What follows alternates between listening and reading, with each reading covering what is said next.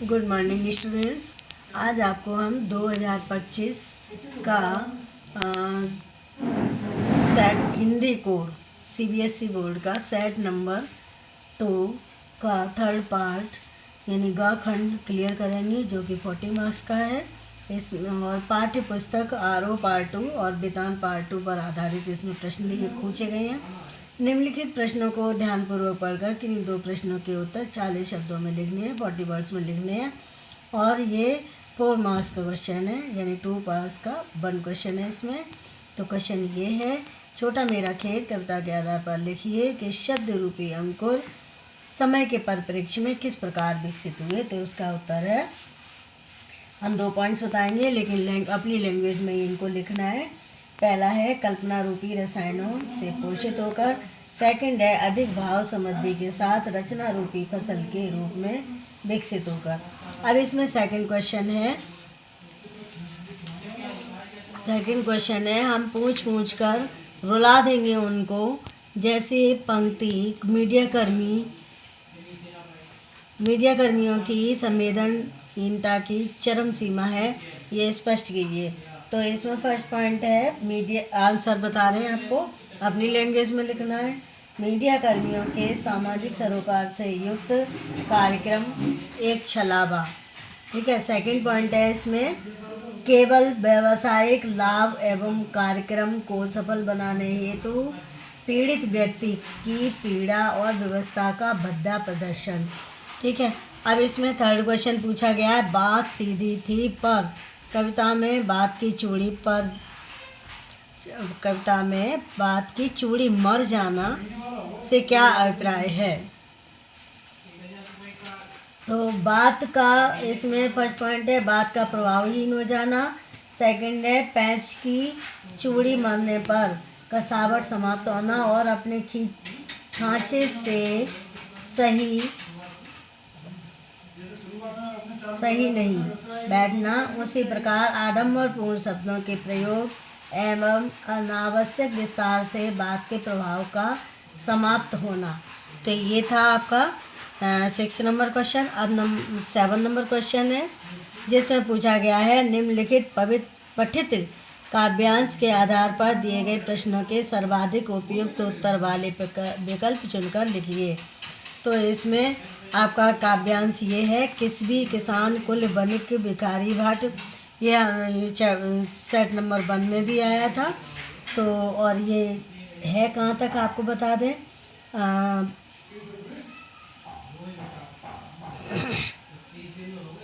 किसबी किसान कुल बनिक भिखारी भट्ट, चाकर चपल नट चोर चार चेटकी, पेट को पड़त गुन गड़त चढ़त गिर, अटत गहन गन अहन अकेटकी, ऊंचे नीचे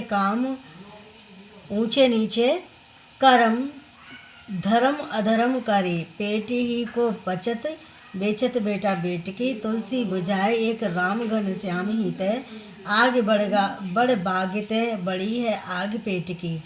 तो इसमें फर्स्ट क्वेश्चन पूछा है, काव्यांश में तुलसीदास जी ने वर्णन किया है, किसका वर्णन किया है। इसमें 4 ऑप्शंस हैं, अपने समय की सामाजिक विषमता का।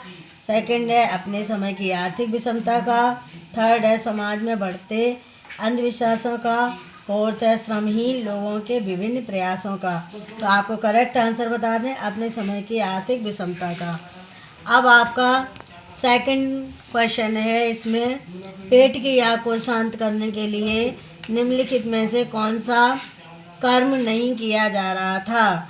तो इसके ऑप्शन है, पर्वतों का चढ़ना, गुणों का गढ़ना, व्यापार करना, घने जंगलों में घूमना। तो करेक्ट आंसर है इसका व्यापार करना। थर्ड क्वेश्चन है, बड़वाग्नि किसे कहते हैं। तो ऑप्शन है, समुद्र की आग को, बी है इसका जंगल की आग को, सी है पेट की आग को, और डी है सूर्य से प्राप्त आग को। तो करेक्ट आंसर है समुद्र की आग को। अब इसमें 4th क्वेश्चन पूछा गया है, काव्यांश के अनुसार पेट की आग को किस प्रकार बुझाया जा सकता है। इसके ऑप्शन है, समुद्र के जल से, बी है पसीने के जल से, और सी है परिश्रम के बल से, और डी है राम रूपी कृपा जल से। तो आपको बता दें इसका करेक्ट आंसर है डी, राम रूपी कृपा जल से।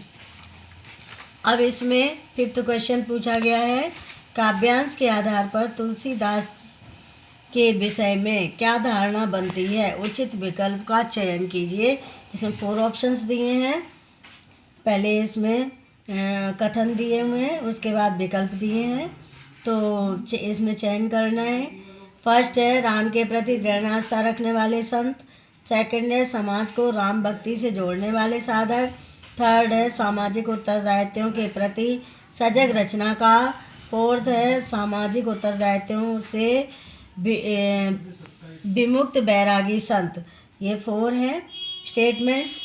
तो इसमें कौन कौन से सही हैं, तो फर्स्ट ऑप्शन में दिया है फर्स्ट और सेकंड दोनों, और बी में दिया है फर्स्ट और थर्ड दोनों, और सी में दिया है थर्ड और सेकंड दोनों, और डी में दिया है फर्स्ट और सेकंड दोनों।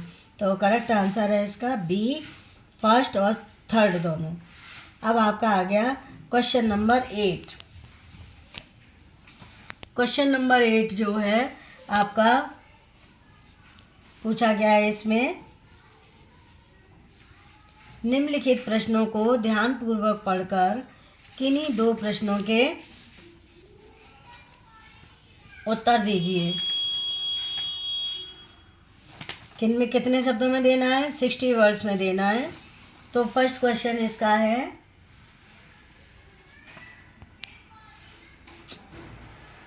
खतरनाक परिस्थितियों का सामना कर मनुष्य और अधिक सक्षम बनता है, पतंग कविता के संदर्भ में स्पष्ट कीजिए। तो इसके हम आपको पॉइंट्स बता दें।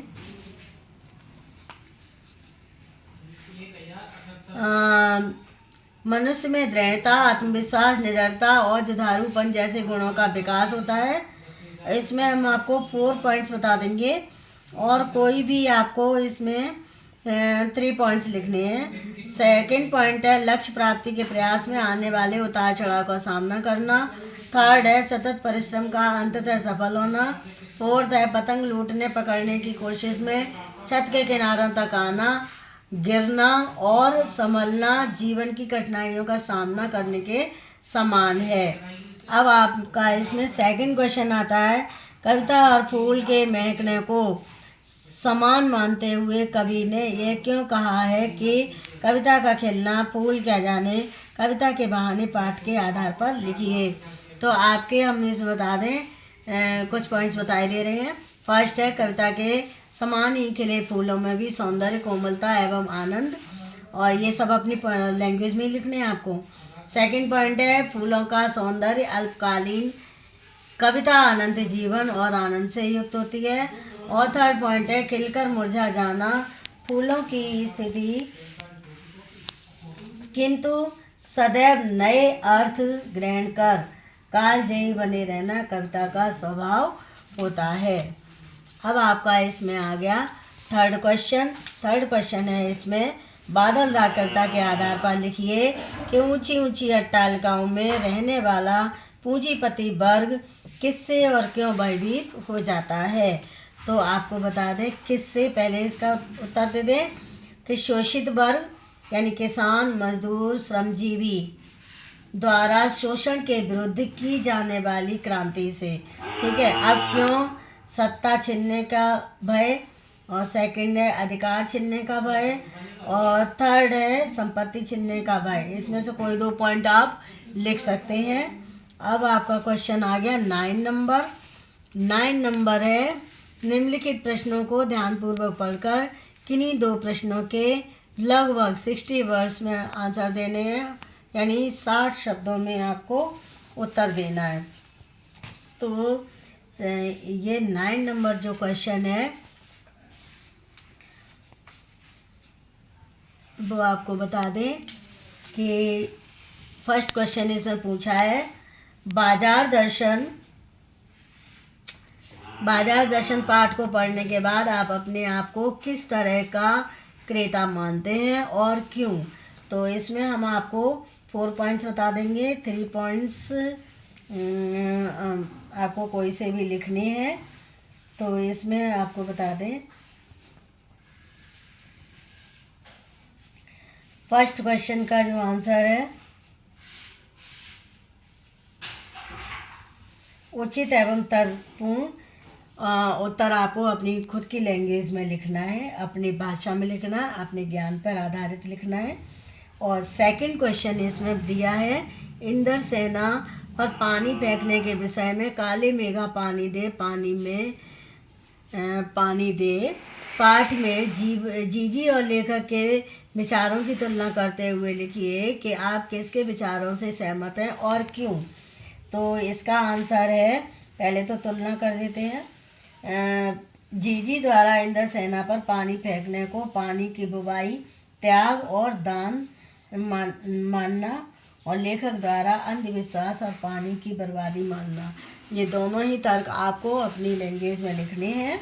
और क्यों, अब क्यों का तो उत्तर आप अपनी लैंग्वेज में और तर्कपूर्ण उत्तर आपको अपने ज्ञान से देना है। अब थर्ड क्वेश्चन इसमें आ जाता है, पहलवान की ढोलक कहानी व्यवस्था बदलने के साथ साथ लोक कला और उससे जुड़े कलाकारों के अप्रासंगिक हो जाने की कहानी है, सिद्ध कीजिए। तो इसमें हम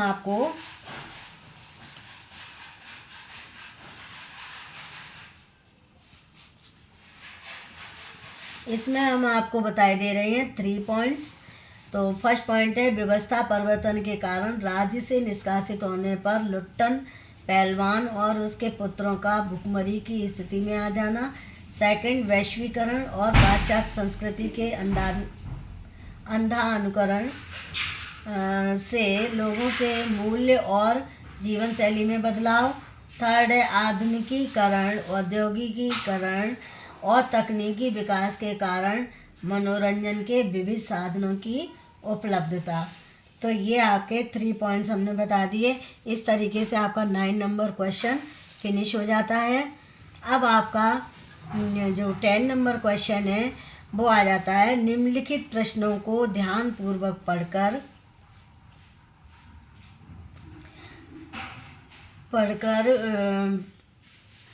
लगभग 40 वर्ड्स में यानी 40 शब्दों में उत्तर देना है, और ये 4 मार्क्स का है। फर्स्ट क्वेश्चन है, सीरीज के विषय में कालिदास और हजारी प्रसाद द्विवेदी जी के विचारों के अंतर को स्पष्ट कीजिए। तो आपको बता दें कि इसमें 2 पॉइंट्स बता रहे हैं हम। पहले तो कालिदास के विचार बता रहे हैं। कालिदास, सीरीज के पुल का कोमल होना, केवल भ्रमरों के पदों के दबाव को ही सहन कर पाना, पक्षियों के भार को नहीं। और हजारी प्रसाद द्विवेदी के विचार बता रहे हैं कि शिरीष का सब कुछ कोमल न होना, नए फूलों के निकल आने पर भी इनके मजबूत फलों का अपना स्थान न छोड़ना। तो ये कालिदास और हजारी प्रसाद के विचार थे। अब क्यों की बात करें तो आपको बताएं कि उद्योग धंधे, तकनीकी विकास और समसामयिक परिवर्तन के कारण और दुष्परिणाम क्या होते हैं, व्यक्तिगत रुचि और योग्यता के विरुद्ध किसी पेशे को अपनाने की बाध्यता। और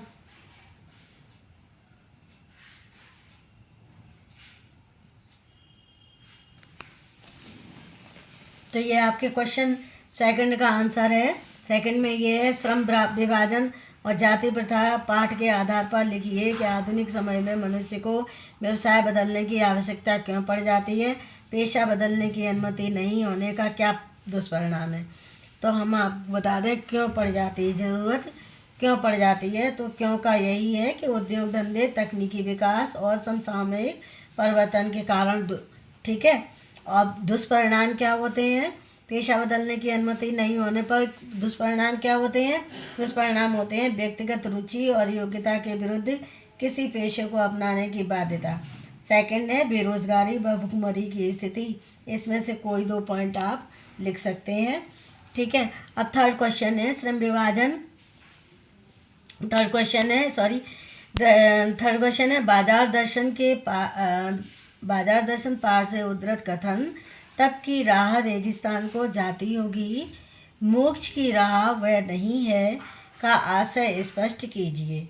तो तप की राह रेगिस्तान को जाती होगी, मोक्ष की राह वह नहीं है, इसका आशय स्पष्ट करना है आपको।